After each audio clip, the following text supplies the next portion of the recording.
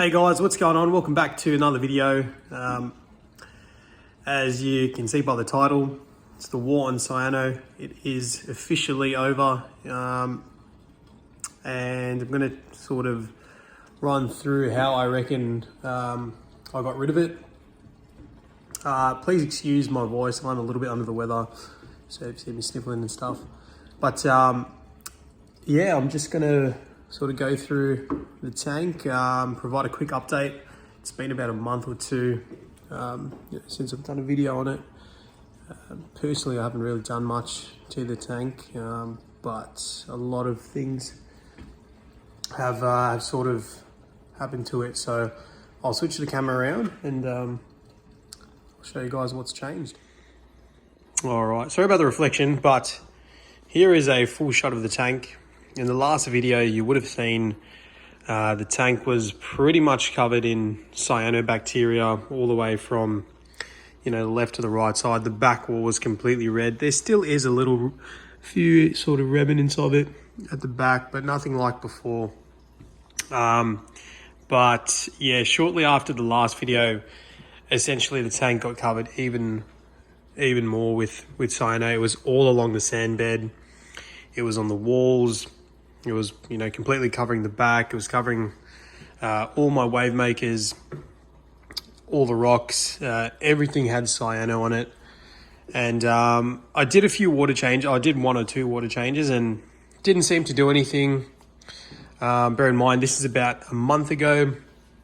So I was pretty sort of perplexed on why. I did the tests and stuff. All my nutrients were low, so I'm sort of going to put it down there, and I'll tell you guys why I think that was the reason. But actually, it could have been another thing which I'll go through. But yeah, sort of everything was low in terms of nutrient values and things like that. And the cyano was going crazy. I would, I tried to manually remove it, and that seemed to make it worse. So I just left it. I sort of forgot about the tank, and I just sort of let the tank do its thing. And about a month ago, in the span of 1 week, I lost all my fish. So pretty much all of it. I've got 2 fish remaining. One's pretty much half dead, and I've got my chromis left. So that's why I've named the title of this video. I've won, but at what cost? So the fish stats, I'm putting that to 2 things. I did pick up a few new fish, as you would have heard in my last video. And then I think one of them may have brought in velvet, or I don't think it was ick, it would have been velvet. And yeah, all the fish got covered in like little white, not like ick specks, but like it was a different type of thing. And I essentially lost all my fish in the span of a week. And yeah, that really sucked. It really, really sucked. I was thinking, was it the cyano? Me trying to manually remove the cyano, did that release like a nutrient outbreak or something? So I was thinking, did that kill them? But I think, I had the cyano for a while, and nothing was really, showing any signs of stress. But about 2 weeks after adding new fish, after not adding, any fish for a while, everything pretty much died. So I lost some really nice fish, which is super, super, super unfortunate, let alone the money that I spent on them. Hundreds and hundreds. But yeah, I lost some really nice fish, which sucks. It's always crap losing your pets, and especially if you guys have been watching my channel for a while, you know how much I enjoy keeping reef fish in particular. But yeah, so I lost my clowns and the tang. I lost a mandarin that was eating prepared food, so that really, really sucked. Once the mandarin died, I pretty much did not look at the tank. I would just feed it once a day. I'd chuck a cube in the sump and just let it defrost, and that was what that was my work on the tank. I wasn't cleaning the glass or anything. So I was pretty sort of sad about everything. And yeah, I think I manually removed maybe 3 or 4 dead fish out of 10, and I have no idea what happened to the other remaining 5 or 6 fish that died. They obviously were, picked off, or they were cleaned up by the cleanup crew. I put a few shrimp in there and snails and whatnot. So I could not find their body, and yeah, so they all died. It sucked. I didn't touch the tank. To this day, I still haven't done a water change on it since everything died. I probably should have, but I was just, I was busy with work, busy with life. All my fish had died, so I really didn't pay much attention to the tank. And and then probably about a week after everything dying, I started to see the cyano receding, actually, quite quickly. Maybe about a week and a half. And I was looking at it, I'm like, okay. I see it. I see you going away.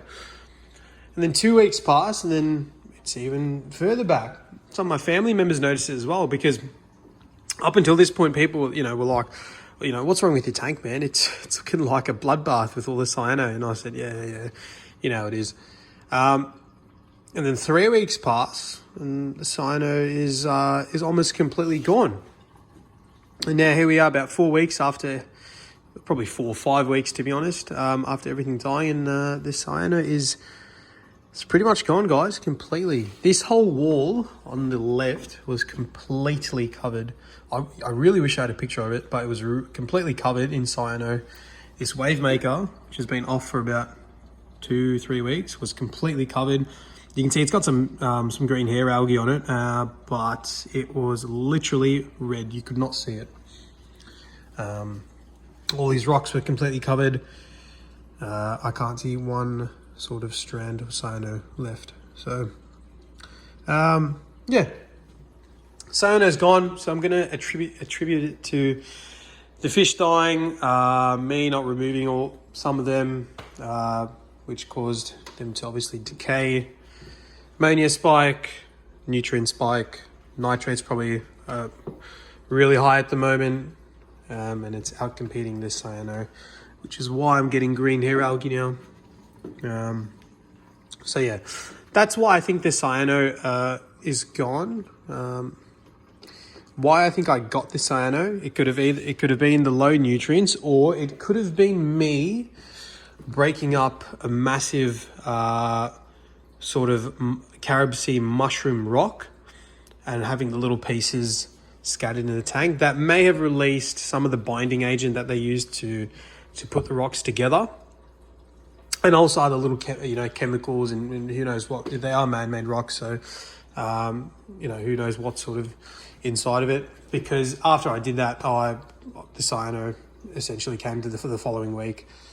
So moral of the story, have your tank planned beforehand. If you're going to have sand, if you're going to have certain rocks, certain scale. I know most people, do sort of go that route and everything is set up beforehand, but a lot of people chop and change. And I just think that's where sort of all my problems came from. So yeah, I've just got a chromies left. I've got my banana wrasse, which unfortunately, he was doing fine, guys, until last week. I have no idea what's wrong. No idea what's wrong with him. He's got the bends. He's still alive, but he doesn't look like he's going to make it, to be honest. Yeah, coral wise, I've lost. I've lost pretty much all my LPS. I've got a few left. Softies are doing alright. The GSP's gone bananas. I've still got the LPS that have a big mouth and that I can target feed, which I do once a week. So I've got my Duncan, and I've got my bubble coral, and I've got one yellow tip torch left that I've had for a while, but it looks sort of like it's receding out. My clam made a comeback. One of the best comebacks I've ever seen, guys. This clam, I bought 2 butterfly fish and they were going absolutely bananas on the clam. And it was closed for about a week. So I said, you know, I thought it was dead personally. So I took it out. I put it in my my holding tank, which literally had like no light on it. It had a glass cover.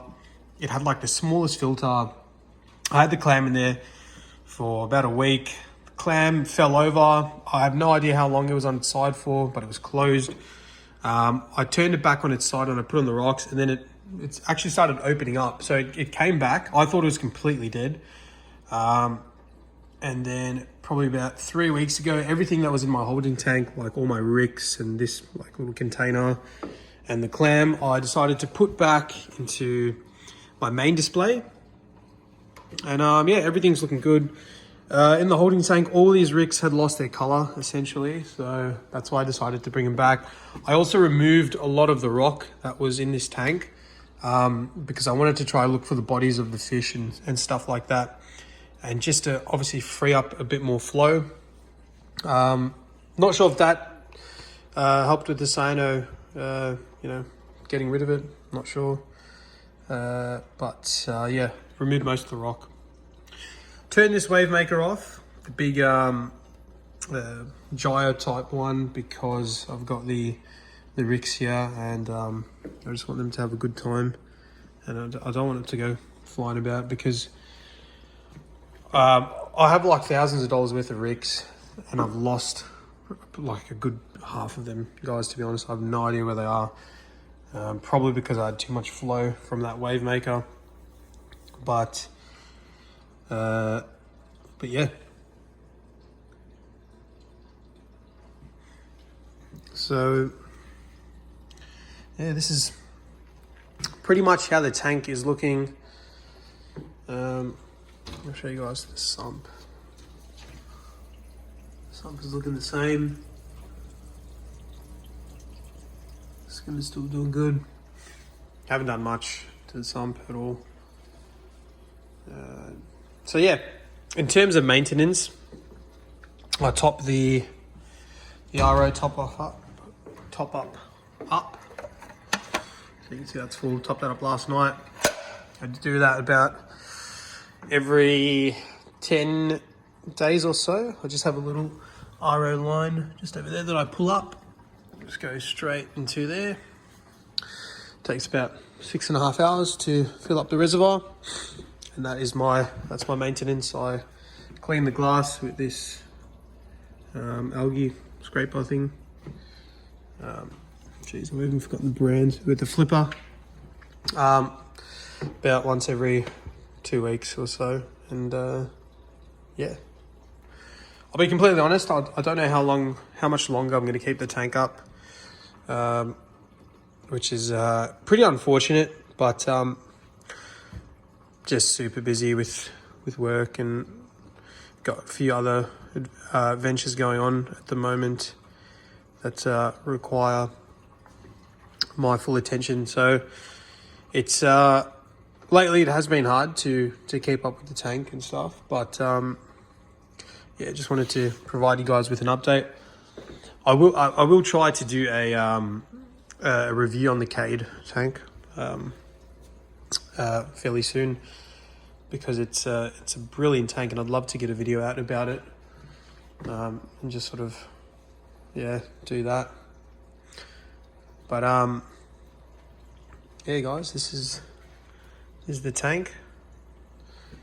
It's not looking pretty, but for a zero maintenance tank, it's not the worst. Feel sorry for the banana ass. He's struggling a bit at the moment.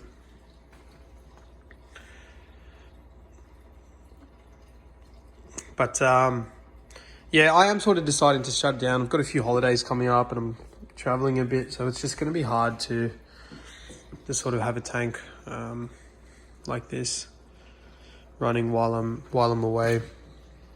Not sure if I'm going to leave the hobby completely, but yeah, it's